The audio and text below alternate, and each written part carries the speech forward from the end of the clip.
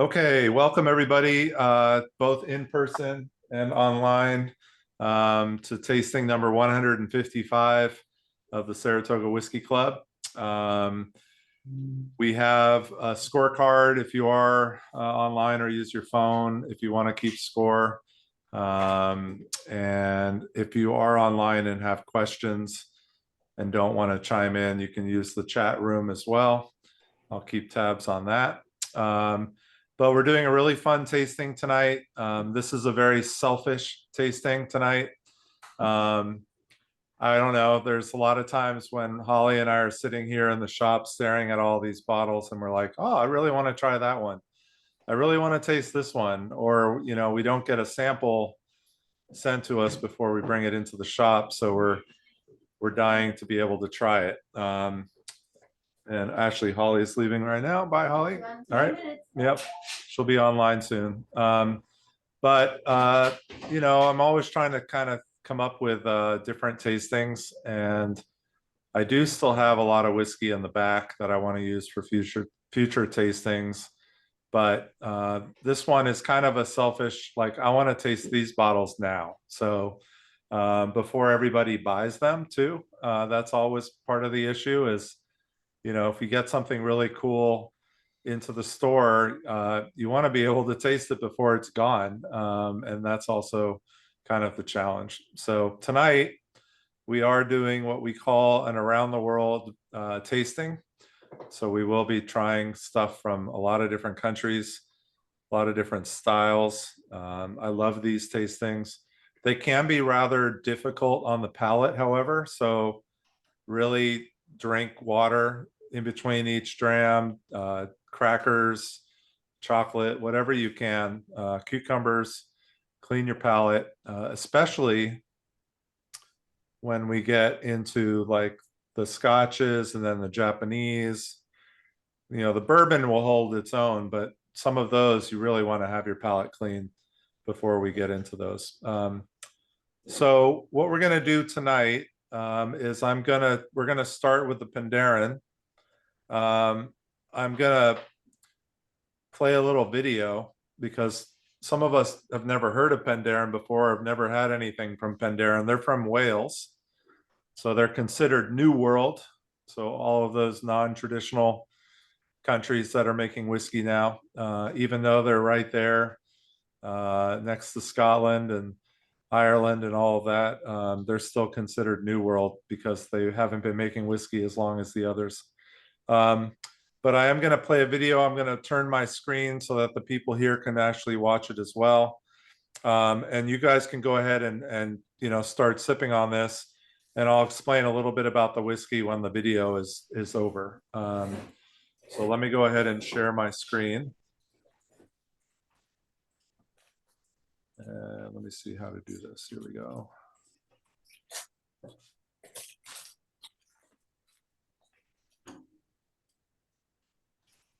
And I'm going to turn this, make it big. And it might be, just keep in mind that there might be some buffering as we get going here. But can you guys see that okay? Yeah, it's good.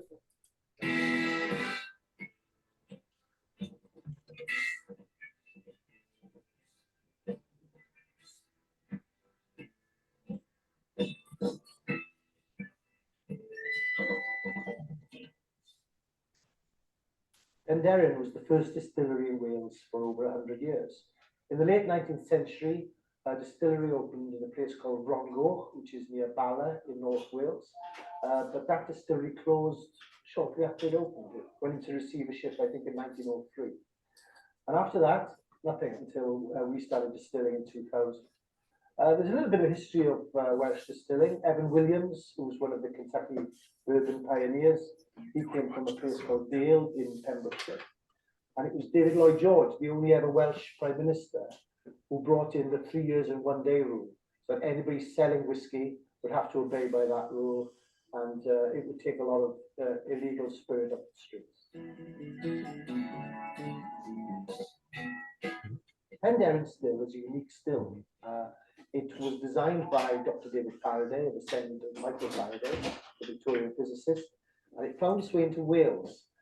Some men, some friends in a pub in Hirwaun, which is just down the road, the Glancan and Arms, led by Alan Evans, a great local character, found out that the still was for sale, so they rang around some friends and they raised the money to buy it, and they put it in this site because this was a wine warehouse, but it had its own source for water.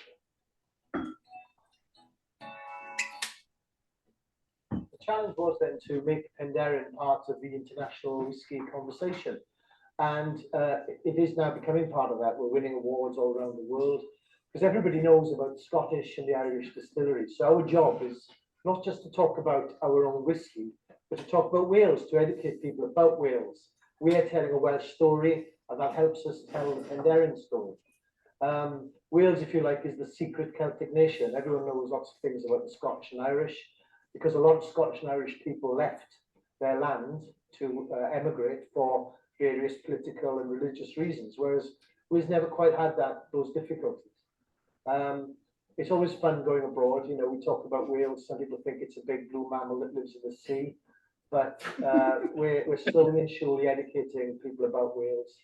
We're now in about 40 odd countries, and people like Gareth Bale, the footballer, and Geraint Thomas, who won the Tour de France. It always helps when they wave our fantastic flag with a dragon on it, and that sort of opens up people to understanding a bit more about this slightly secret country.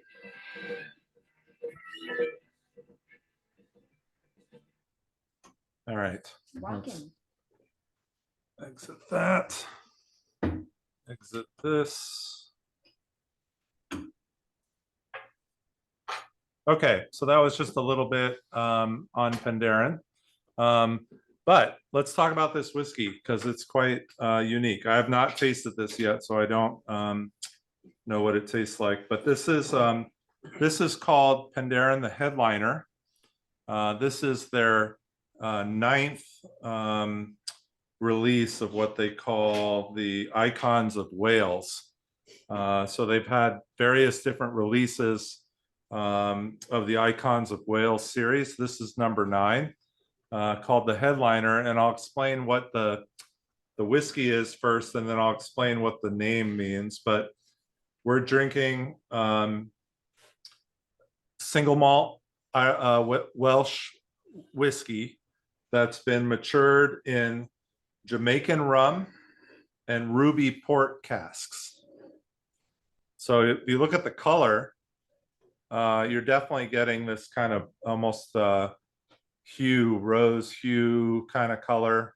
That's probably coming straight from that port cask, and maybe a little bit from the rum as well. But it definitely has a little bit of a kind of a red hue to it. But yeah, so this is quite unusual. You don't really ever see whiskey that's matured in both rum and port. That's quite unusual. But let me just read a little bit about the name of the whiskey.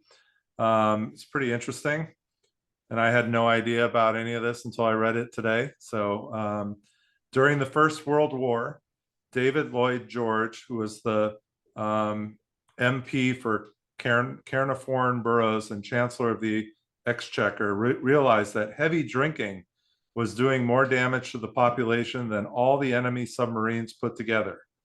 His Immature Spirits Act of 1915 attempted to raise taxation and created opening hours in an attempt to limit the amount of drinking open to workers.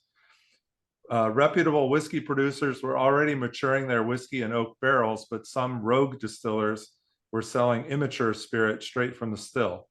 While this legislation would have placed financial burdens on distilleries, the 3 years and 1 day rule that it introduced, meaning that the whiskey had to be in a cask for this period, helped create a premium product.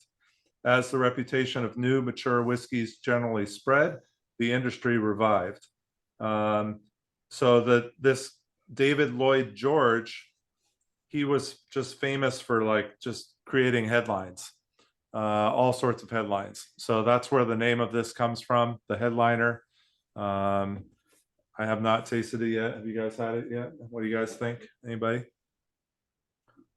This is 46%, so we're starting with should be an easy sipper.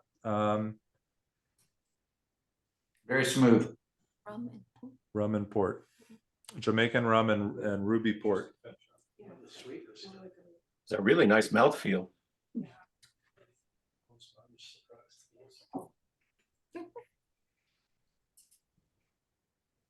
Do you have this on the shelf right now? So we don't have this right now. Yeah, I was looking for it. I don't know if we can get it. Okay. The second one, the High and Wicked that we're tasting, we are getting 2 more bottles probably this week, but this Penderyn is I don't know if we can get any more of it. Okay. But it might be something that comes, not necessarily this one, but one of their other ones might come. Yeah. Oh yeah. We usually have Penderyn on our shelf, different expressions, but we do have a local Saratogian who's Welsh, who pops in every once in a while, and he's like, "What do you got from Wales?" You know, and he'll pretty much gobble up whatever it is and bring it home to their celebrations. Or he's always wearing the When you Welsh. had it, what did it retail for? This one was, I think, around $90, something like that. Don't remember exactly, but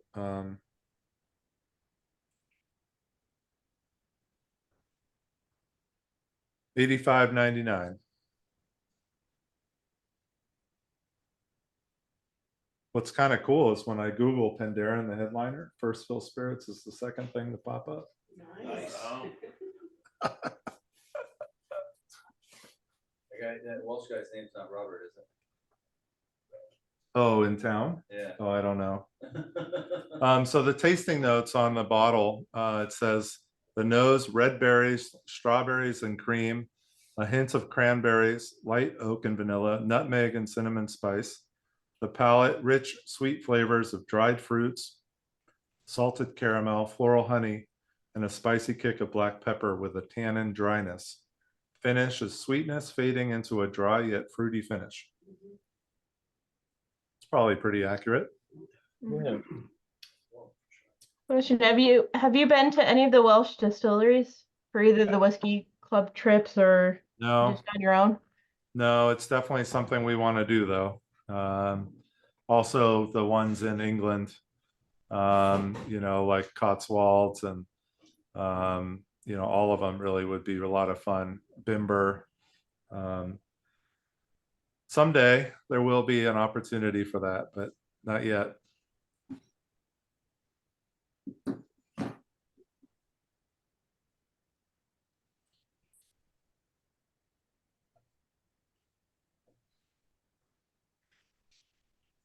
Any other notes? Anybody have any comments on this one at all?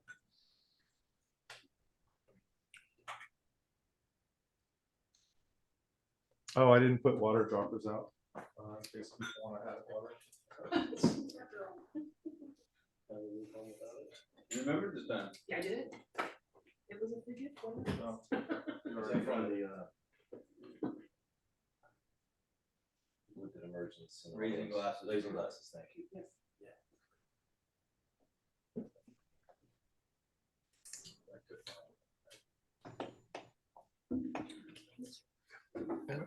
I kind of like the dryness of it, but I'm not, I guess I would say I'm a little underwhelmed by it. There's nothing wrong with it, but there's nothing about makes me say, I gotta have this.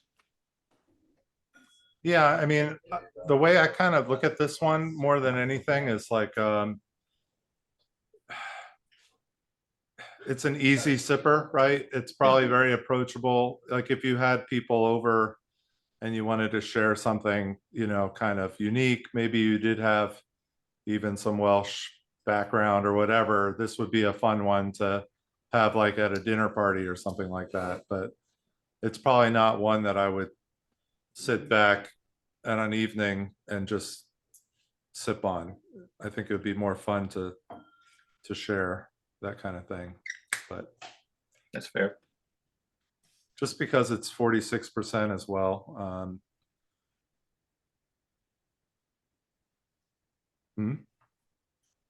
Salty. Peppery and, You getting some pepper? yeah, at the end. Maybe that's just the spice. Taste like those. Is anybody getting rum at all? I think more the pork. I don't. I got sugar cane on the nose a lot. Okay. I say probably more on the nose than- Yeah, I think that's right. The nose is where you get it more than anything. Right. But it's not pronounced by any means. It's interesting. All right, ready to move on? We're gonna move to Ireland. Let's clear our palate for sure between these.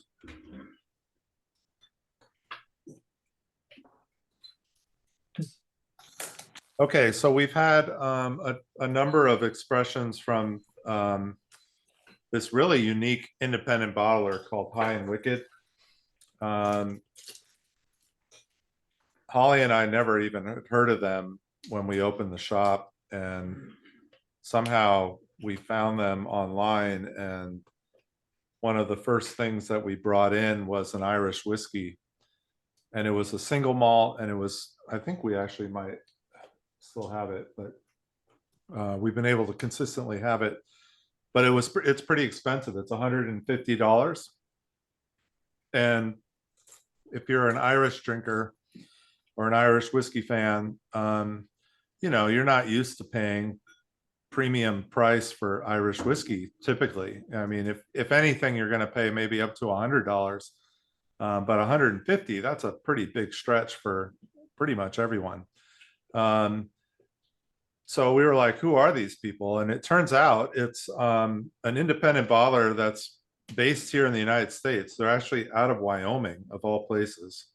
But they do most of their bottling and all of that in Kentucky, which again, I have no idea how all this comes together. But then they came out with this one expression called the Judge, which was a bourbon, and it was a Tennessee bourbon, 14-year Tennessee bourbon. We don't actually have it at the moment, but it's 70. It was like $75 or $79, and for a 14-year-old cask strength bourbon, that's a steal. You're just not going to find anything over 12 years, 10 years that's going to be that inexpensive, especially at cask strength. And what they did with that bourbon, which was quite unusual, is it was finished in Tokaji Hungarian barrels.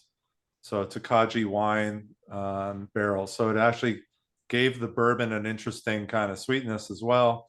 Not that it needed a lot of sweetness, but it did add a nice sweetness to it. And it's been super popular. It's hard to even keep it on our shelf.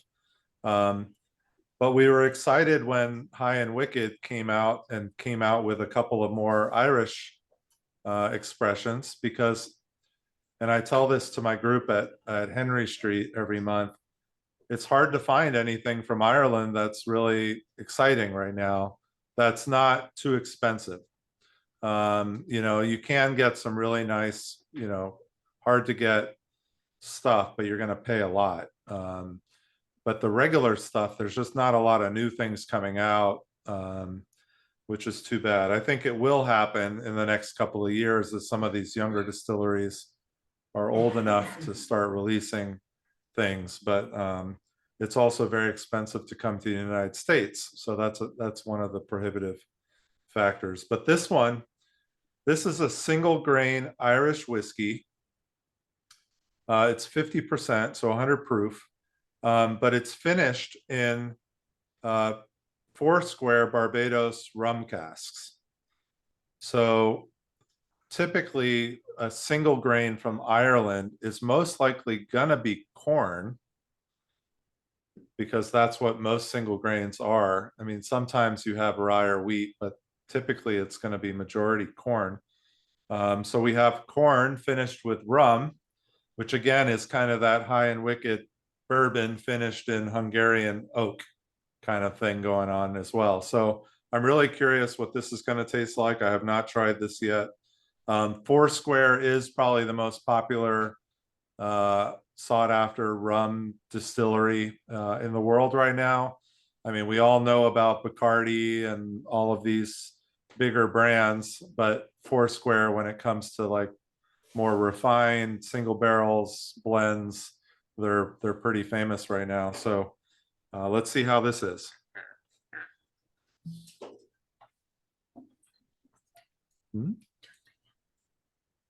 Turn you what? Palette? Oh yeah, what is that? Oh yeah, maybe. Yeah.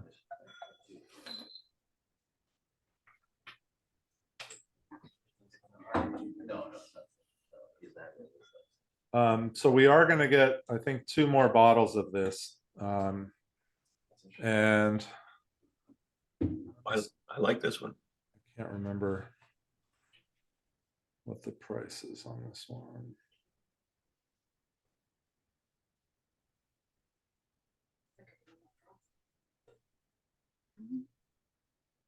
Coconut. So this one's $84.99. Coconut almond. If anybody is interested in this, let me know because I'll have to send you a link since it's not in stock right now. But if you do want this, we are getting 2 more bottles of this, but that'll probably be it.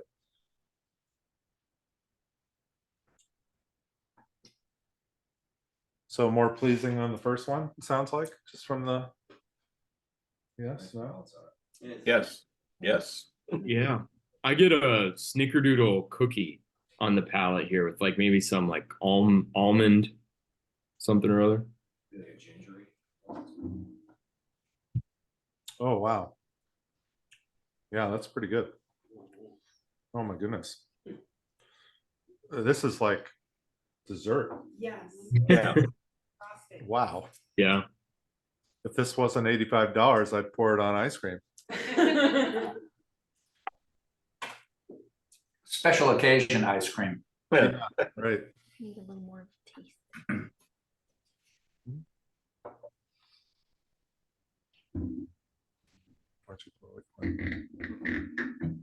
I don't know what I expect from Irish, but this ain't it. Well, so that's a really good point. We did a tasting 2 weeks ago with Raj Sabrawal from Glass Revolution Imports. And we did 2 Scottish single grains. One of them was from North British Distillery and one was from Invergordon. And, you know, single grains are completely underrated. People like don't know what to expect, so they don't really buy them. They're one of the probably least purchased items that we have in the shop. We kind of keep them on the bottom shelf of our Scotch section, not because they belong there, but just because they're not the first thing that people are looking for. But from a value standpoint and from a taste standpoint, they can be some of the best whiskeys that we have. And at that tasting we did 2 weeks ago, both the North British and the Invergordon were fantastic. They were probably in the top. We did 9 whiskeys that night, so it was a lot of whiskeys, but they were up there in the ranks for sure. A couple people had them at number 1. So, you know, they're definitely an underrated category. Just because everybody thinks single malt, you know. But if you're an American whiskey drinker, you're more used to actually single grain than you would be single malt, because bourbon is corn. This is corn, you know. It's more consistent. It's just the only thing is this isn't a new charred American oak barrel. What did you say the barrels were, Charles? Well, this one was probably started in a bourbon barrel, but then it was finished in the Foursquare rum barrel. But they don't say how long it was. Oh no, they do. Six months. Charles, I'd be interested in that link for. Okay, I can send you the link. Yeah, so it's bourbon barrels and then finished for 6 months in casks. Used for aging 12 years single blended rum. So they're 12-year-old rum barrels that this single grain is finished in. Now you have to remember a single grain whiskey is made in a column still. So this isn't in your traditional pot stills. This will be in your long, tall 24/7 column stills, which are used primarily for grain whiskey. And it even says right on here, this was distilled in County Cork. They don't say where it was distilled. I mean, Middleton is located in County Cork, so there could be a possibility it comes from Middleton. But there are also other distilleries in County Cork as well. So it's unsure exactly. So Charles, help me with most other Irish. You're gonna, well, a lot of it's pot still. A lot of it's lower ABV than this. What does the column still do to the taste? Does it make it less smooth, or what's the net result of the column still? Well, so column stills are primarily used for making blends. So they make grain whiskey, and then you have the pot stills making the single malt whiskey, and those two combined makes a blend. So, you know, just like in Scotland, blends are king in Ireland as well. So Jameson, for example, that's a blend of barley and grain. All of the grain is being made on a column still, and the barley is being made on pot stills. So the column stills are incredibly important because they can churn out a ton of grain whiskey 24 hours a day. Whereas the pot stills, they make a batch, you have to clean it out, you make another batch, you clean it out. Whereas the column stills are just going, but they're used primarily for blends.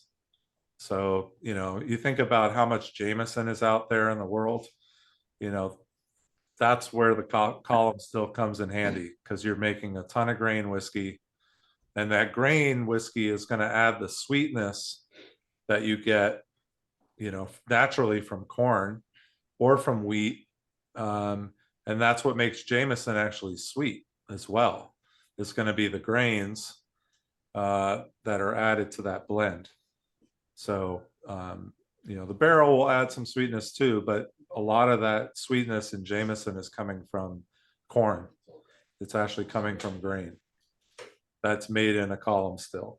So here in Kentucky or in the US, for the most part, maybe not here at distilleries in New York, but in Kentucky, you know, you'll see the big column still, and that's what's used first when they're making bourbon. And then they'll take it, they'll make the low wines with the column still, and then the second distillation will be in a smaller pot still, or what they call a doubler, and that'll, you know, raise the alcohol and kill off the impurities and all of that they're trying to do. So whenever you see a single grain, you want to think of a column still. Thank you. Yep. Charles, I'll get in line behind Meg for the link. Okay. All right. They're gone.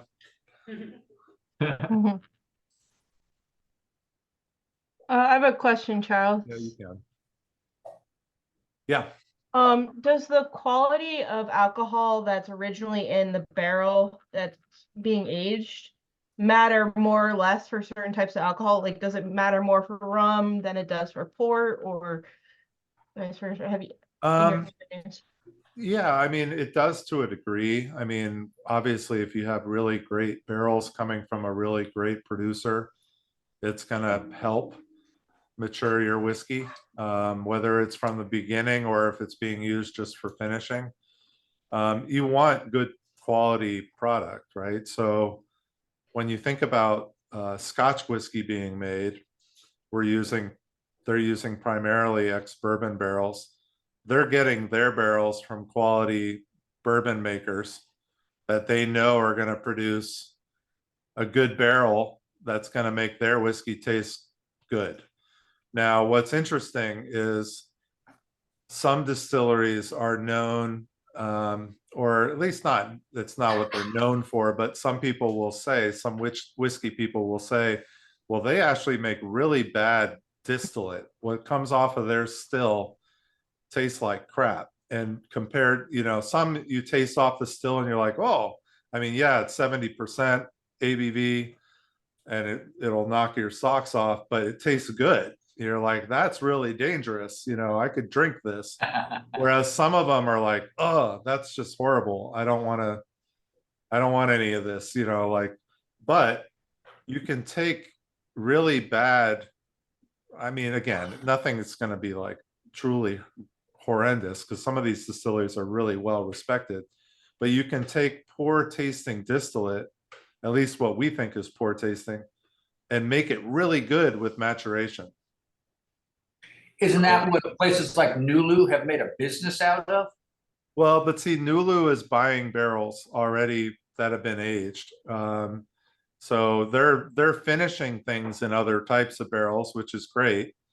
But they're already buying quality whiskey, so they're not actually making anything at Nulu. But the one example that I'm going to give, and I am recording this, so I hope nobody from this distillery comes back and gives me hell. But Springbank, which is one of the most sought after whiskeys in the world, one of the hardest to get single malts now in the world, their distillate is known to be pretty nasty off of the still. And I have tried some, and I've talked to a bunch of whiskey people in Scotland about it, and they're like, yeah, it's not all that great, but what they do with wood is incredible. And they get really good barrels, and the barrels make up for whatever the distillate, lagged. So it's kind of interesting. I mean, obviously you don't want to use crappy barrels, but it does matter. Yeah. So High and Wicked is making a point that these are 12-year Barbados rum barrels. So there is something to be said about that for sure. You know what this taste reminds me a tiny bit of? Have some of you tried the Amberana finished whiskeys, which is the Brazilian oak, which has a lot of the coconut, almost suntan lotion qualities to it? Yeah, so I thought the same thing, and I didn't say it because I thought other people might think I was crazy, or that when it first hit me, I was like, oh, this has a little bit of like that Amberana, because I just had some this past weekend. But then I mean, it's so polarizing, right? That Amberana. Yeah. When you get the good ones, I've had Amberana that doesn't work, but the ones that we've had, like the barrel Amberana, is fantastic. This reminds me some of that. Really good. I love this.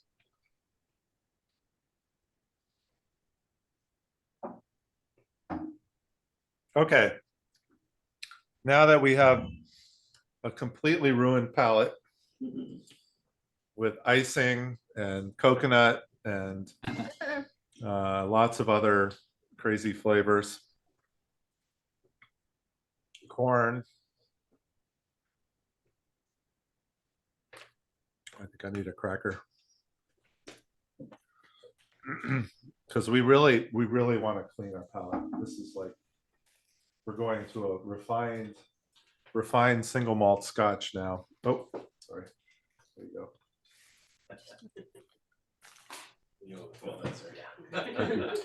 Yeah, well done, sir. Somebody will back you up. Thank you. For what? Okay. Thank you.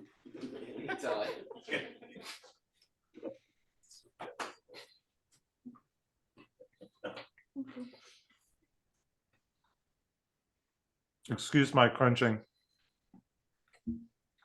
Okay.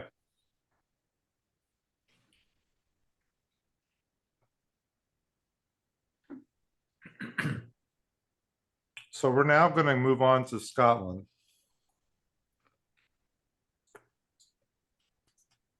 I do have another video that I'm going to share. This will be the last video. Sometimes I like to have videos when there are distilleries that maybe people haven't had whiskey from. And it just kind of helps give you a sense of place. And I'll talk about this whiskey first. So this is from an independent bottler called Creetown Distillers. Really new to us. Very new to the United States. Literally like 1 or 2 months only in the United States. But this is from a distillery called Arran. And Arran is named after the island that it's on, which is also called Arran.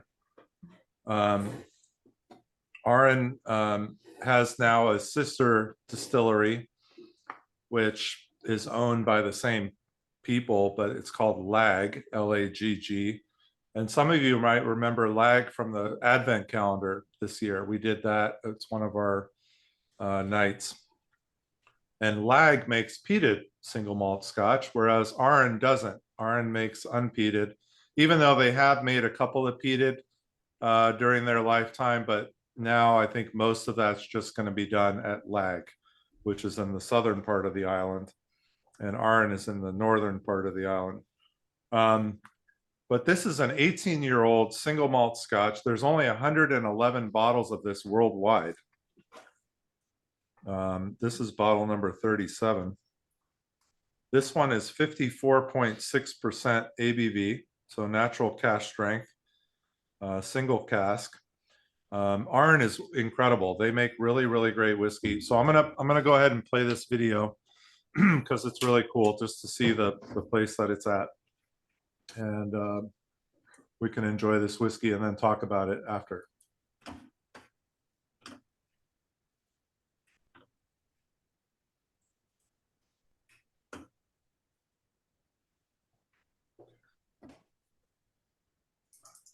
It's a little longer, but I think it's worth it. Of course, I'm gonna make it stand over.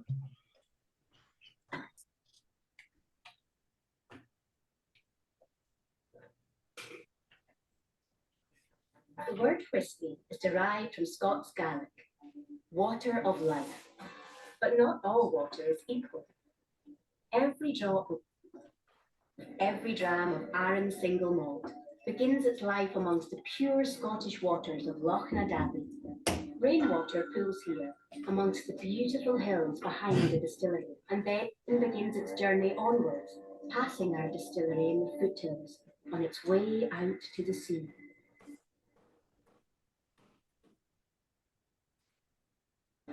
Clear waters cascade through the 6 purifying waterfalls, repeatedly cleansed by granite before congregating in the natural amphitheatre of Loch Ranza. This organic purification process allows us to create a neat, sweet dram, unadulterated and enjoyed the world over.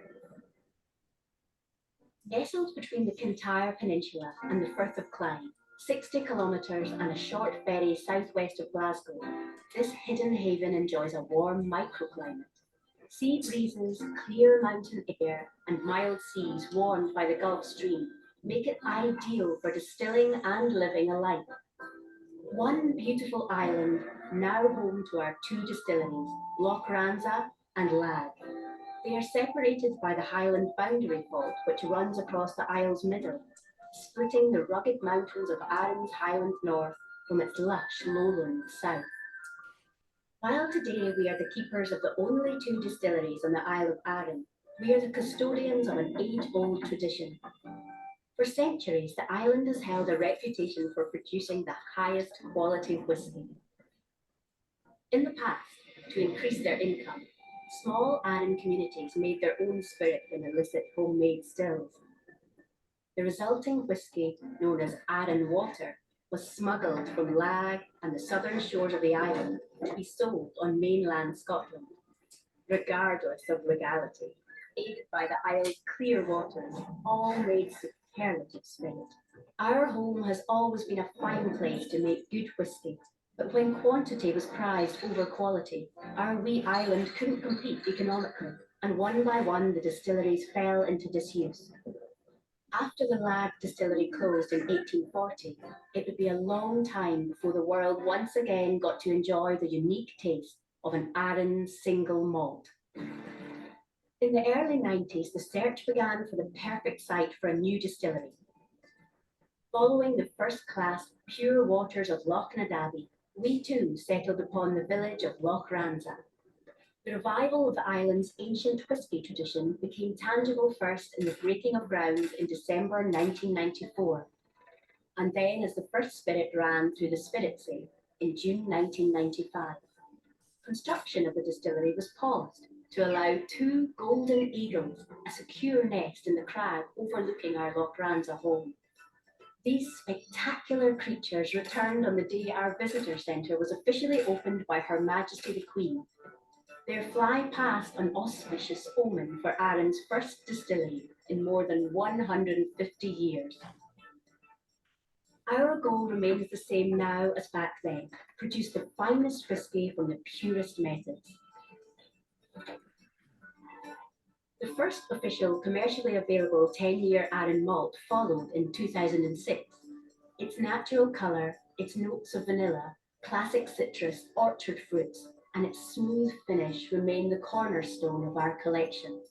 In the time since, oh how our Arran single malt family has grown. Besides the 10-year-old, we have our ever popular barrel reserve single malt, cask strength Partners quarter cask, the Bothy, and sherry cask, the Bodega. We're proud to have our oldest and rarest casks in our full-bodied 18-year-old. It sits alongside the jewel in our crown, the 25-year-old single malt. But we've not stopped there. In our pursuit of the perfect dram for every palate, we've also added our wine cask finish expressions, featuring port, Amarone, and Sauterne. Our peated Loch Ranza malt, the Macri Moor, and the delicious Arran Gold cream liqueur. Nearly all our single malts are non-chill filtered, and all colouring is naturally derived from the casks that we use. It really stands testament to the reverence in which we treat the distillation process.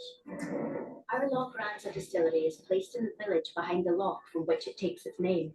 As one of the few independent distilleries in Scotland, and one that proudly follows traditional practice, we promise a particularly fascinating experience. Cottages and guest houses dot the road from the waterfront to our distillery, where a dram and a warm welcome awaits you. I'm okay with you. Since the opening and establishing of the multi-award winning Loch Ranza distillery, our journey continued from the northern to the southern tip of the island. In 2017, we began the building of the Lag distillery, our architects creating a spectacular building which echoes the contours of Arran as it appears from Ailsa Creek. 2 years later, the doors of our newest distillery and its magnificent visitor centre were opened to the waiting world, with our first Lag single malt released in late summer 2022. Today, we're in the wonderful position of owning and operating 2 very different distilleries at opposite ends of our beautiful island home. Our mission is to celebrate the beauty, independence, and true craftsmanship of our single malt with like-minded others. Our White Stag community allows us to share a dram of our fine whisky with friends new and old, near and far. We could not have predicted how much the community would grow and how many incredible friendships would be made from it. It's a real privilege for me to be able to work with such amazing teams to produce a truly authentic dram that represents the Isle of Arran so well. And I get a real sense of pride seeing it enjoyed the world over. Wherever you are in the world, few pleasures transcend the wonderful taste of an Arran single malt. And as long as the waters flow from Loch Nadabi, so too will our spirit. All right, so we're all moving to Scotland now.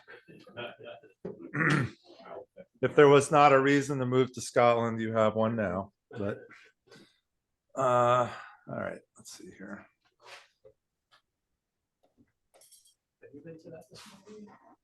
I have, yes. I have not been to Lag. When I was on the Isle of Arran, Lag was being built. So I went with Shalom. It was after one of our trips and we had some time, so we ran over there real quick. And they showed it briefly, but there's the highest peak on Arran is I don't know if it's the highest. I think it's the highest. It's called Goatfell. And we hiked it. So we went all the way, we spent a day and hiked to the top of Goatfell. And How high is it? we had a nice dram at the top. Yeah, it was a great day. Beautiful, beautiful island. And really, really great whiskey. This is really, really tasty. Oh my goodness. Yep. So let me just, That was my favorite so far by a stretch. Yep. so Creetown they're in the southwest Scotland. The village, let's see here, says our whiskey is named after the river which meets the sea alongside our warehouses and specifically selected from casks stored in Creetown. So this is the independent bottler, southwest Scotland. The village was formerly named Ferrytown O'Cree, with its harbor a vital part of the community. The village was also known for its granite, with the quarries historically employing many locals. Stored for many years, it requires a great deal of patience to leave casks sleeping in bond, blah, blah, blah. Okay, so this is, again, a very special single cask, sherry hogshead number 2. So this is matured in a sherry hogshead. It was bottled in May of last year. So almost a year ago now. But again, only 111 bottles. We still do have this. It's not cheap. It's on the shelf over there. Yep. Did you try the 25 year? No, I have not. No. I think the regular 18 was the oldest that I've had before, but which is the same as this, but this is cask strength. Nice. So Lag is a distillery, not a barrel. What's the ABV on this? 54.6. 54.6. 169. Yeah, 169.99. So not a cheap single malt, but to tell you the truth, it's actually not bad, because the way Holly and I measure prices on independent bottlers and with their single cask releases, you kind of want to think like $10 a year. And if you ever find something that's less than $10 a year, it's usually a pretty good value if it's a really good whiskey and if it's cask strength. If it's been watered down, then that's another story. But so this one does fit into that, but it's still $170. So it's not an easy bottle to purchase, but Not good on ice cream. yeah, this one would be even better on ice cream. Yeah.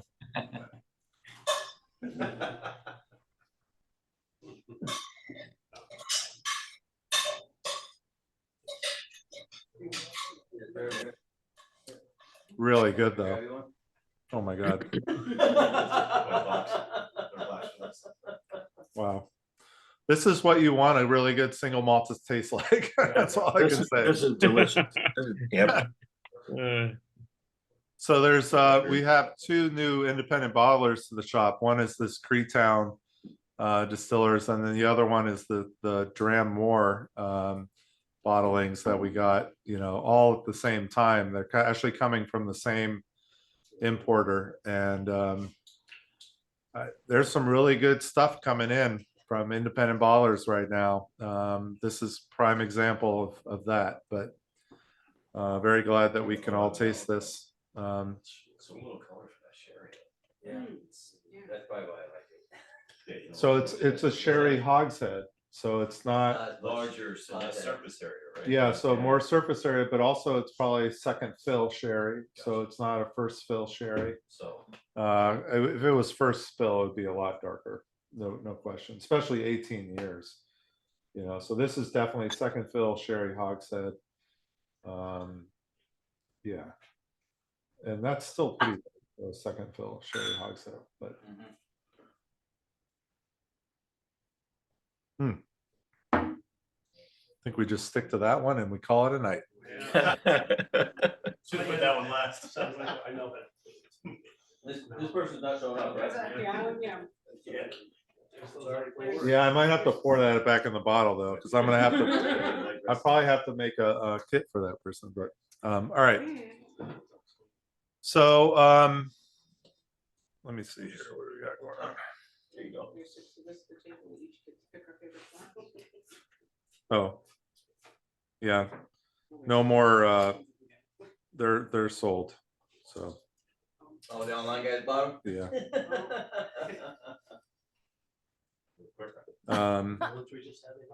Yeah, so the Arran is gone. Oh, Holly says we can get more, she believes, if someone wants it. So if somebody does want it, we can work on getting more. Yeah, actually Chris isn't coming, who is sitting over there. He wants me to bottle it up. So let's try not to grab those if we can. Well, we'll try. We He can't just guarantee. messaged me. All right, so we're gonna go ahead and move on to the second half of our tasting.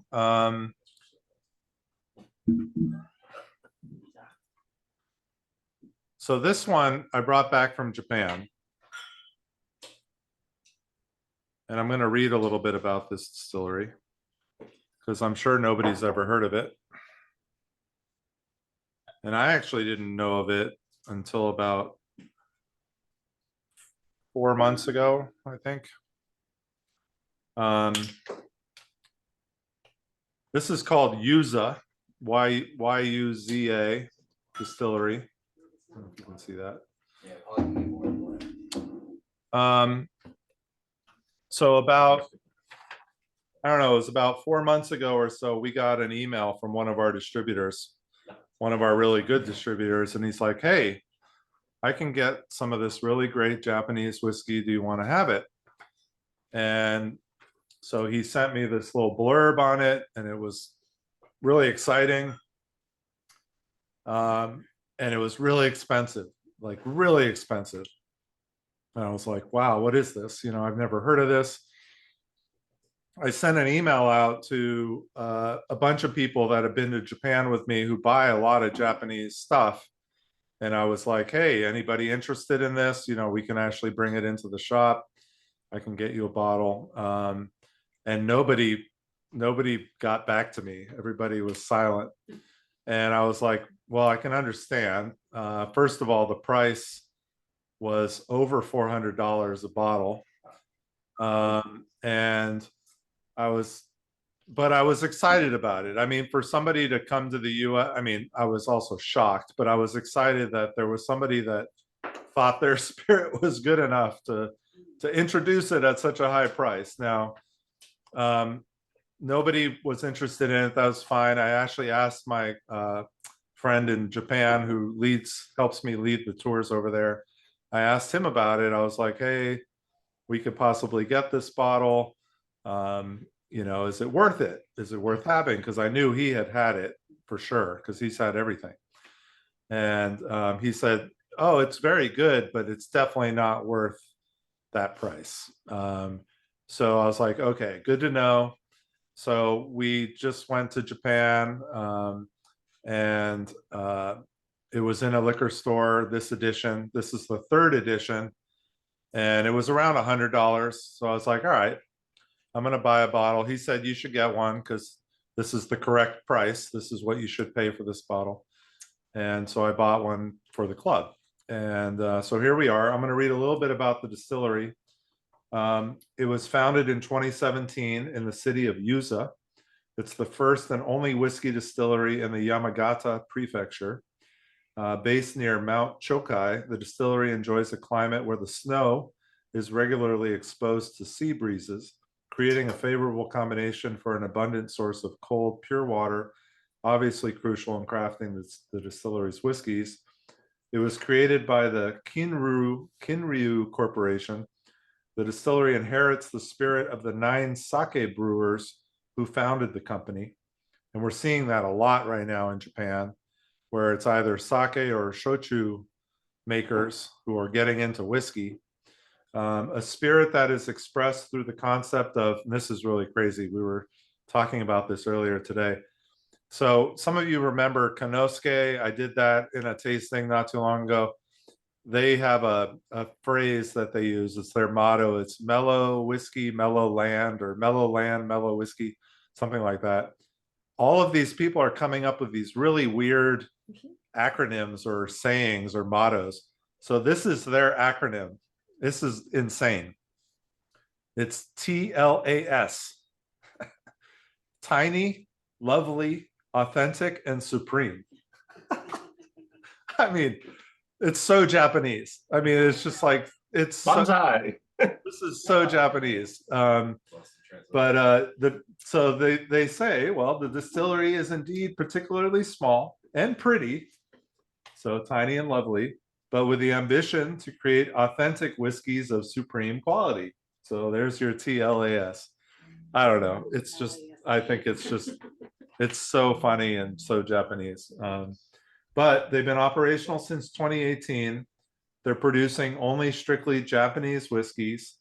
So nothing coming from outside, no sourced Scottish or Canadian whiskeys that's being blended with Japanese.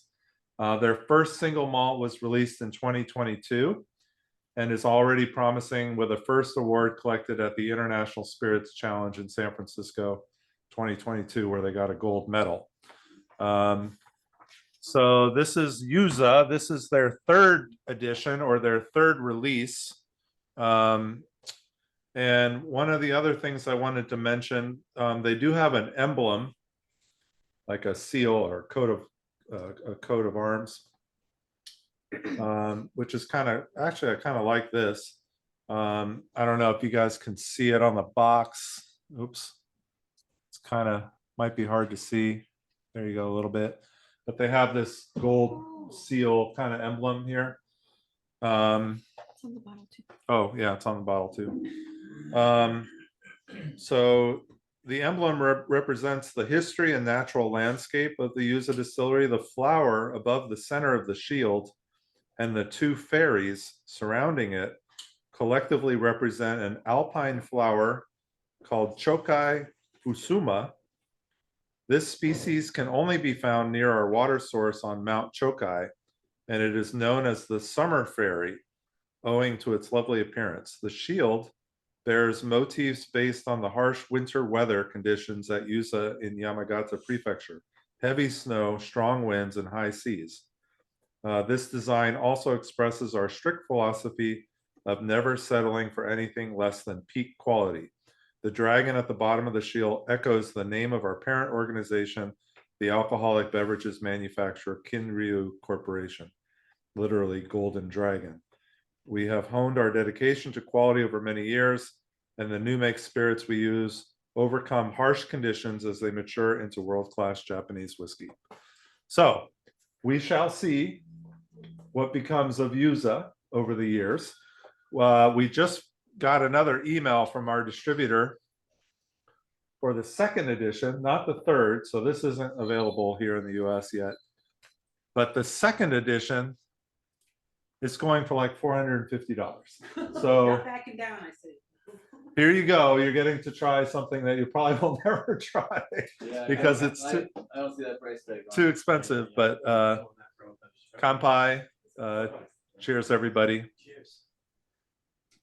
This is my first time trying Yuza as well. So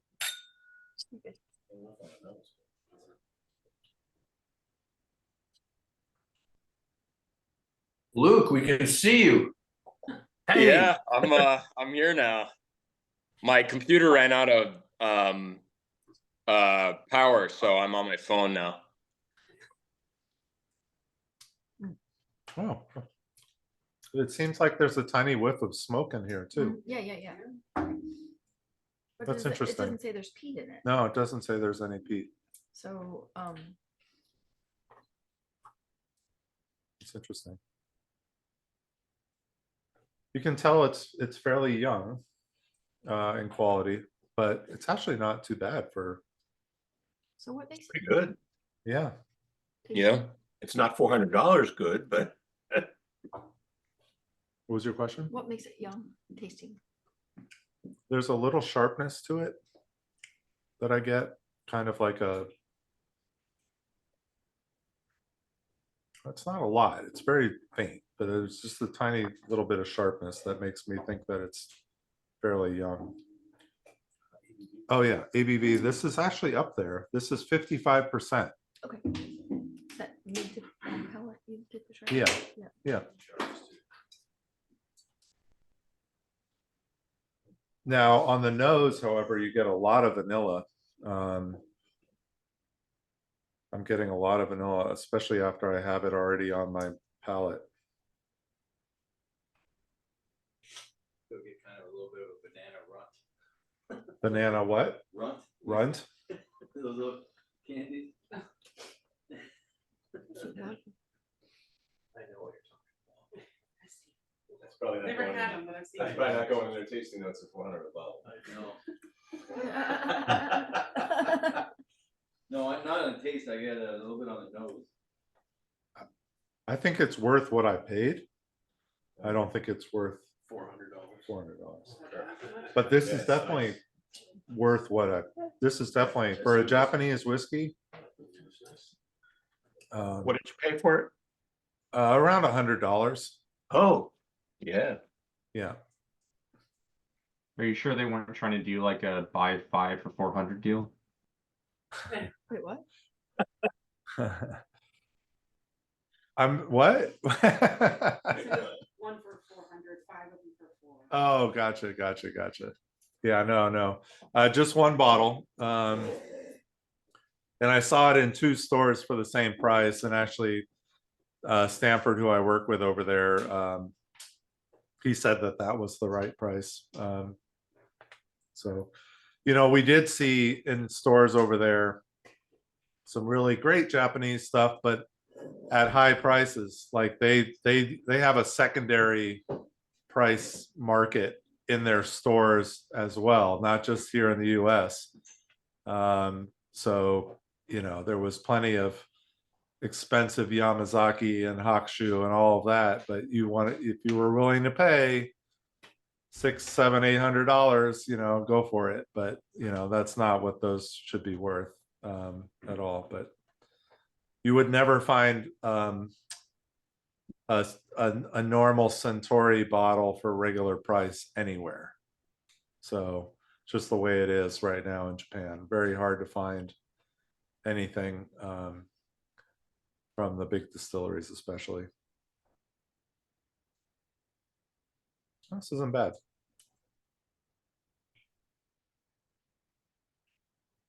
Probably a really beautiful place to visit.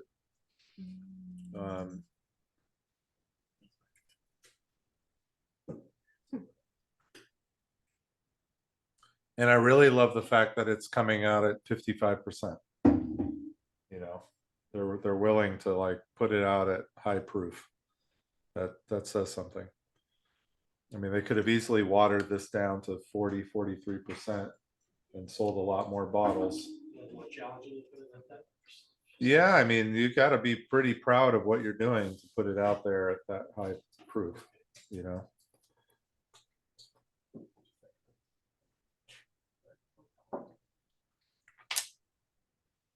Tiny whiff of like an oiliness or a funk, kind of, not sulfur, but there's a little bit of a funky note on the back.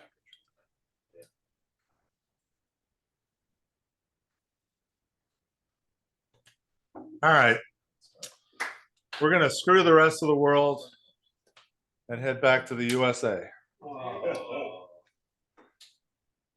That's how you get syphilis. Want you go shake that? No. Oh, not funny. Much into bourbon back in the fall.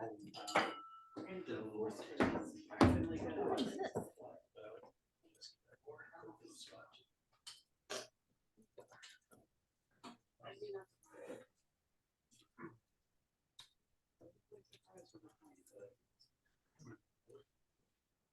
Yeah, Miyagi-ko at higher proof. I agree with you there, Luke. I think it's pretty, I think this is pretty good. The more I drink it, the more I really enjoyed that. Yeah, me too. I think I'd buy a bottle if I could. You know, you never know with these Japanese whiskey makers if they're gonna blow up and become, you know, the next Chichibu. Yeah.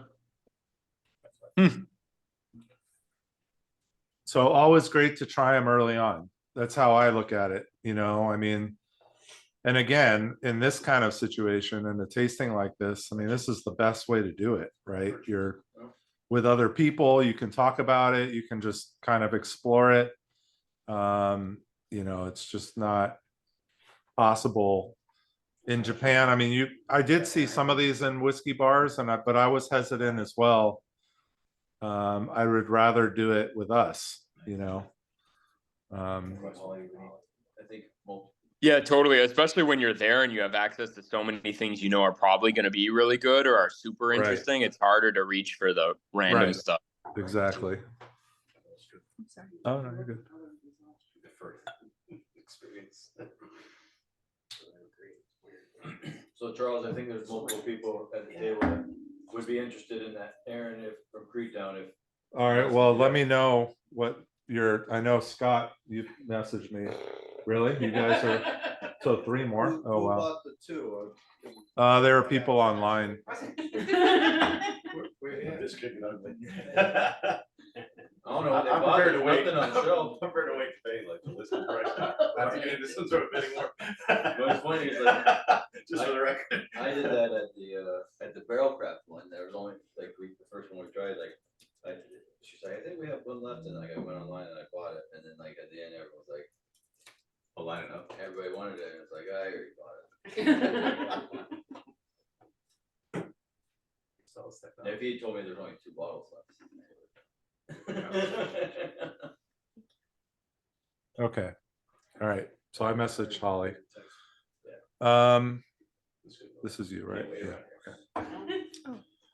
All right. So we're moving on to Kentucky. Is that too much? All right, switch gears. Well, just drink what you want and then I'll finish the rest. Right. I'm good. I'm doing very good. I get to the point where it's like I really like something. All right. So many of you have had lots of different Bardstown Bourbon Company expressions before. We're doing, as you know, they have a lot of different like expressions. They have what they started with was their fusion, which was a combination of some of their young spirit with some other whiskey from other places. Then they've done the collaborative series, which is whiskey from different places that's then either finished in wine barrels or all sorts of random things. We have a Foursquare rum release on the top there. That's from Bardstown, which is really good. That one was number 7 out of the top 20 in the Whiskey Advocate last year. Can't remember, but way up there. So the collaborative series is really fun, but it's also very kind of like bizarre. Sometimes they can get a little too crazy. We just did actually, I opened the Furcullen. I don't know if any of you've heard of Furcullen, but Furcullen is a whiskey that is being put out by an Irish distillery called Foursquare. And Bardstown did a collaboration with Furcullen where they combined a very old Kentucky bourbon with a very old Tennessee bourbon with 21-year-old Furcullen Irish whiskey. So they mixed Irish whiskey with bourbon, and then they finished them all in Marsala casks, which, I mean, it sounds like it would be a nightmare, but it actually tasted really good. It was a very expensive bottle. I bought it. It was like $200 at the distillery, but I knew it was going to be unique, so I had to do it, and it turned out to be really great. So, so they do a lot of crazy stuff. But then another thing that they do is this Discovery series, and we've had actually a number of bottles from the Discovery series over the years. And one of the things that they did, I think it was like number 8, Discovery number 8.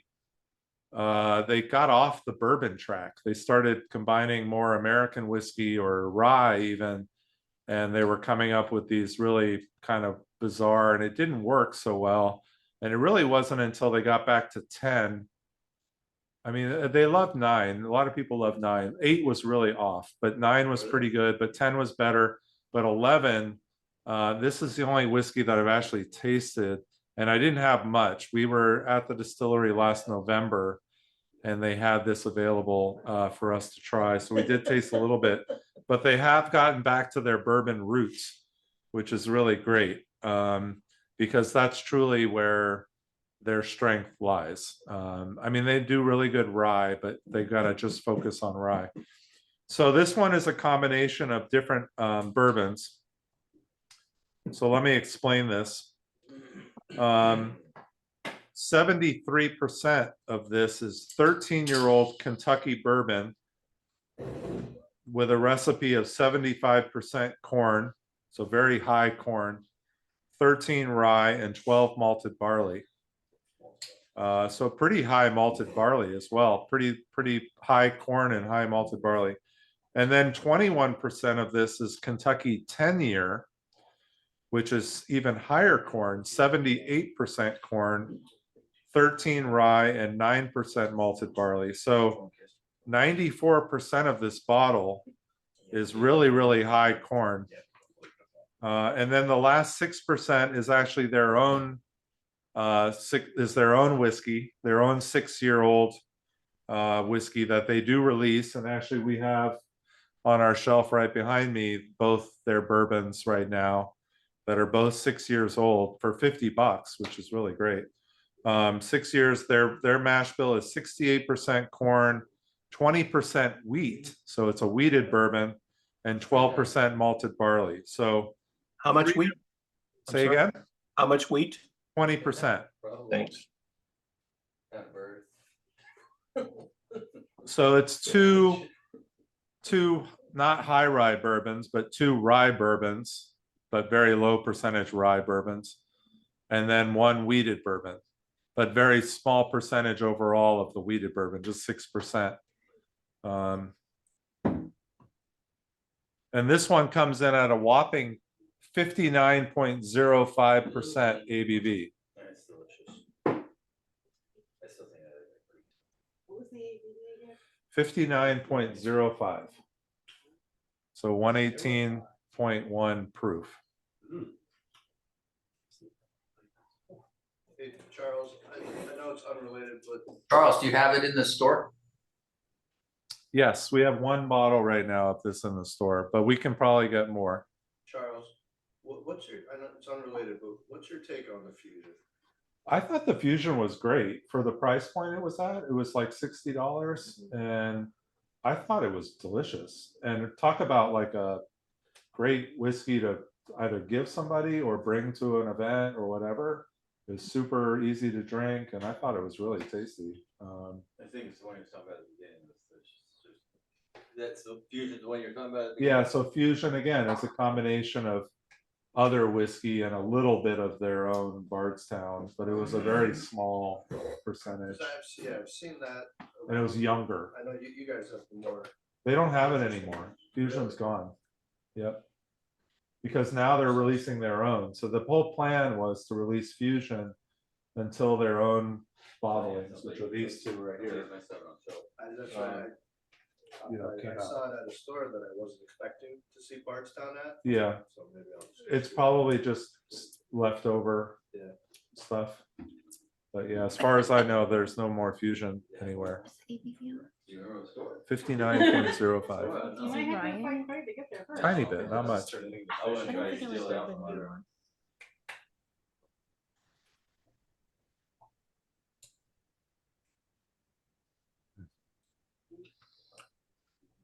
Oh, there you go. Yeah, Fusion. What's the on the side of that bottle? What does it say the percentages of their own whiskey? It is, actually, this says 56% Bardstown 4-year, 14% Bardstown 3-year, and 30% Kentucky 11-year. Okay. So that was one of the later fusions. So This They is fusion number 5. yeah, so they kept creeping up in terms of how much of their own whiskey they were putting into it. It was a series Yes. itself. Yes. Yeah, I didn't know. Yeah. I think it went up to like number 8 or Which something one like did you that. end up having? Huh? Which one did you have? Here? Yeah. We've had a few. You got two? Yeah. Yeah.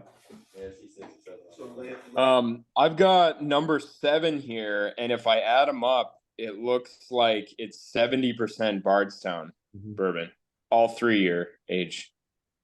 Yeah, and number 5 is 70% Bardstown also, but they're 3 and 4 years. Yeah, there's 20% 12-year Kentucky bourbon, very high corn percentage, and 10% 12 years from somewhere else, also very high corn percentage. So almost the same thing, the 20%, 10% Kentucky. Yeah. Yeah. Some of you might have remembered Whistle Pig did a similar thing with they called it their farm stock. Yeah. And that was every year that they released it, there was a little bit more Whistle Pig, like their own distillate in the farm stock. And, you know, most of what you get at Whistle Pig is sourced. But the farm stock is truly their own kind of thing. And it's kind of a way to introduce you slowly to their own whiskey. But then, of course, they still sell the other because everybody's used to it. And if they were to get rid of it, then they'd be like, what happened to Whistle Pig? So Carlos, what's the price on this? this one's not cheap. This is 165. Yeah, their discoveries are always been right around that 150 to 160 range. 159. They kind of are creeping up a little bit. I don't know how long they're going to continue to do that. It could be one of those things like the fusion that they end up stopping at some point.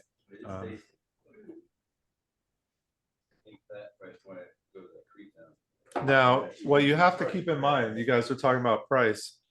Again, 13-year-old cash strength bourbon. No, I mean, just compared to I think the other two, I like the Arran more. Yeah, yeah.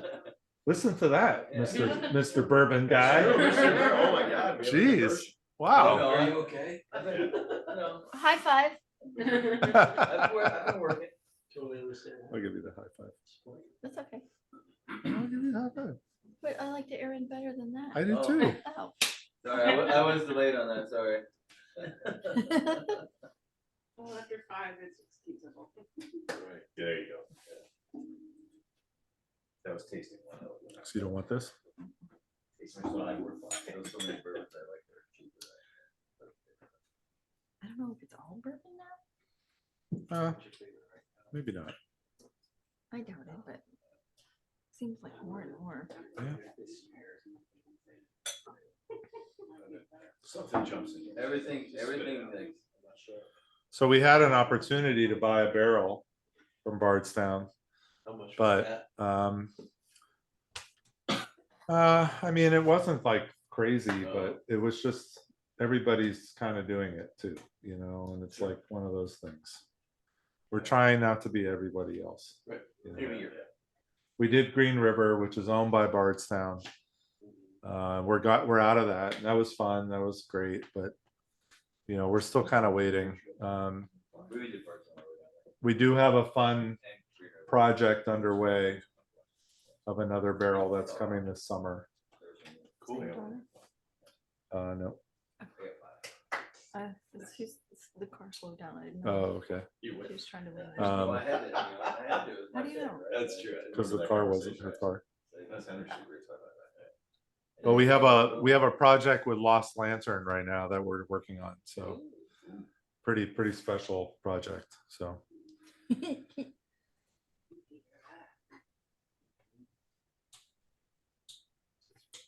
okay, all right, let's move on to our finale whiskey.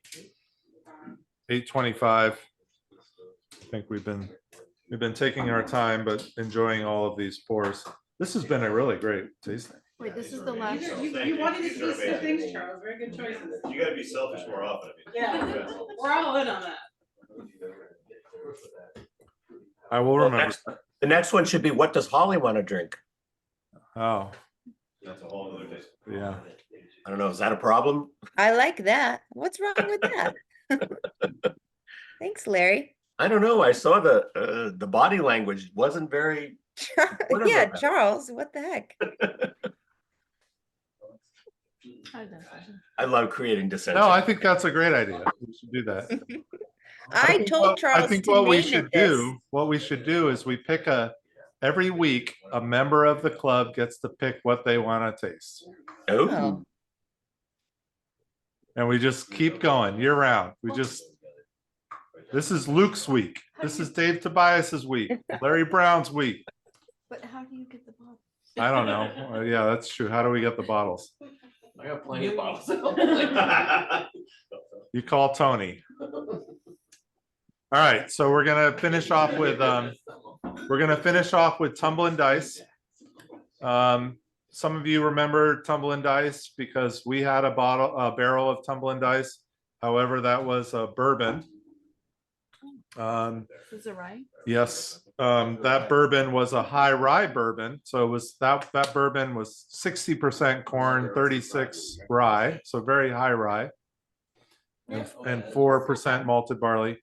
But David Schmier, who's the founder of Proof and Wood, who was also the one behind the Polish rye that we had in the shop that we started with. We've had the Representative bourbon, which won a ton of awards. We've had the Senator rye, which is also done quite nicely. He's really great. You know, he was the original founder of Redemption, which is, one of those, stalwarts basically of especially the rye world. And then he sold that, and then he went on to start Proof and Wood. And now he's doing these really fun kind of releases. And this is Tumblin Dice. This is their barrel proof curated small batch rye. This is 8 years old, 95% rye. So we know where that comes from, which is Indiana or MGP, which he's got a lot of connections with. A lot of his products come from MGP, but everything is proof and bottled bottled by Proof and Wood in Kentucky, which is where he's based. But this is 8 years old. This is a very high rye. This is a great one, I think, to wrap up tonight with. But this one also won a bunch of awards recently, and it's not as easy to get as you would think. We have one or two bottles left here. 70. I have two right here. 70. 79. Yeah, I'll take one of those. 79.99. I'll take one of those. One is gone. One is gone. So we have one bottle. You online shoppers. You online shoppers. I look at my list. You know that. Announce. Wait. Damn it. Announce. I like Put your this phone away. rye better than the bourbon, Just making which sure. is not common. For me. Oh, Holly says we can get more if someone wants it too. So Yeah, that's what you said last time. But then you were shocked when you wanted four. you like it? I like it better than the bourbon. Yes. Okay. I think my baby messed up, but I still like this. Oh, that's pretty good. Mhm. Now this one is we didn't say the ABV. This is 58.2. So 116.4. Doesn't taste that hot, that's for sure. No, there's very little heat. Minty, peppery. Charlie, you wanted to taste this. What? Pickly minty on the front to mint. Yeah. Something on the back is. Yeah. I can't figure it out. It's like a bitter herb. What I really like about this rye is I tend to, like, in my own mind for myself, sort rye into 4 different categories of the flavors that stand out to me, and this one has all of them. So I've got like minty, and I get the dill, and I have a sweetness, and I have a pepperiness. And they're all there, and they like kind of, for me, move in a wave, and I think it's kind of cool. It's like all the ryes got together and had a party. I mean, this is like your classic rye on steroids. I Yeah. Lucas. Perfect. This is Good. everything I just Good. mentioned, Charles. All the favorite profiles. Yeah. Yeah, Yeah, you can it's keep good. I left at the right time. I think I left right after you, and I was One- not there. one day. Charles, did you say it's 68%? Glad I missed that. You Did I have leave clout? before you? I might have, like, 'cause my Uber was coming, I had to get that. That's what 68%? No, 58. Oh, thank you. I was like, whoa. 58.2. Oh, come earlier. 116.4. Pepper, pickle, sweetness. Oh, I know who you're talking about. Pepper, sweetness, and Mint. mint. Dill. Glasses. Pickle. That's the pickle. Yeah. To me. He was like all about like fresh bottles. Yes, he was. He wanted to tell everybody. But it had to be an even number. Really, really good. This is a great one to kind of wrap up with. Yeah, I really liked, for me personally, I really like the progression for this particular around the world. I really just like the sequence of them. Okay, cool. Yeah.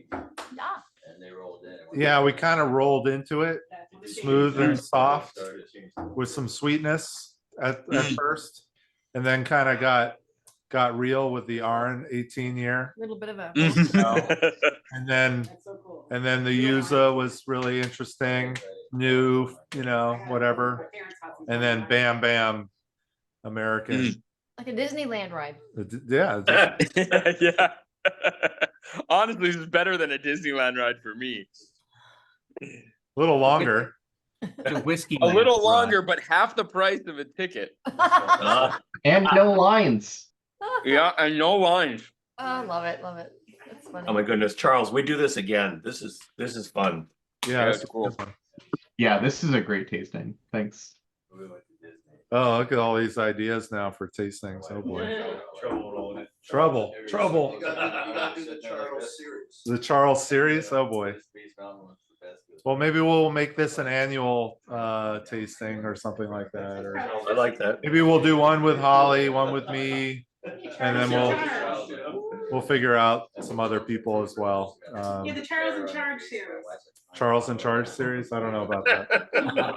Holly needs to sign If I like Scott Baio, I would probably be all right with that. Oh, that's true. I agree. But I don't know if I could ever call anything Charles in Charge right now. Because he is definitely not in charge. Let me put that.